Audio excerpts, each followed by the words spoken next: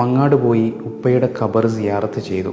ശേഷം പൂനൂരിലെത്തി. താമരശ്ശേരി കോഴിക്കോട് റൂട്ടിൽ ബാലുശ്ശേരി വഴിയുള്ള ബസ്സിൽ കയറി. അന്ന് 3 ബസ്സുകളെ പൂനൂർ വഴിയുള്ളൂ. 2 താമരശ്ശേരി കൊയിലാണ്ടി ബസ്സുകളും 1 താമരശ്ശേരി കോഴിക്കോട് ബസ്സും. കണ്ടൻ എന്നയാളായിരുന്നു താമരശ്ശേരി കോഴിക്കോട് ബസ്സിന്റെ ഡ്രൈവർ. അതുകൊണ്ട് ചിലപ്പോൾ കണ്ടൻ ബസ് എന്ന് വിളിക്കും. കോഴിക്കോട്ടെ DC ആൻഡ് കമ്പനിയുടേതായിരുന്നു ഈ ബസ് എന്നാണ് ഓർമ്മ.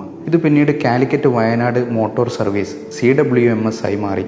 പച്ചയും മഞ്ഞയും നിറമുള്ള ഈ CWMS ബസ്സുകൾക്ക് ഞങ്ങളുടെ തലമുറയുടെ നിത്യജീവിതത്തിൽ സവിശേഷമായ പ്രാധാന്യമുണ്ട്. പുറംനാട്ടിൽ നിന്നുള്ള വാർത്തകൾ, പ്രത്യേകിച്ചും മരണവാർത്തകൾ നാട്ടിലറിഞ്ഞിരുന്നത് ഈ ബസ്സിലെ ജീവനക്കാരിലൂടെയാണ്. അങ്ങാടിയിൽ നിന്ന് മരുന്ന് വാങ്ങാനുള്ള കുറിപ്പടി പലപ്പോഴും ബസ് ജീവനക്കാരുടെ കൈവശമാണ് കൊടുത്തയക്കുക. ബസ് ജീവനക്കാരെയൊക്കെ നാട്ടുകാർക്ക് ചിരപരിചിതമാണ്. ഞങ്ങളുടെ നാട്ടിൽ നിന്ന് ധാരാളം ആളുകൾ വയനാട്ടിലും തമിഴ്നാട്ടിലെ ഗൂഡല്ലൂരിലുമൊക്കെ മരപ്പണിക്കും എസ്റ്റേറ്റുകളിലെ ജോലിക്കും പോയിരുന്ന കാലമാണ്. ഈ ബസ് സർവീസുകൾ വന്നതോടെയാണ് പുറം നാടുകളിലേക്ക് ജോലിക്ക് പോകുന്ന ആളുകളുടെ എണ്ണവും കൂടിയത്.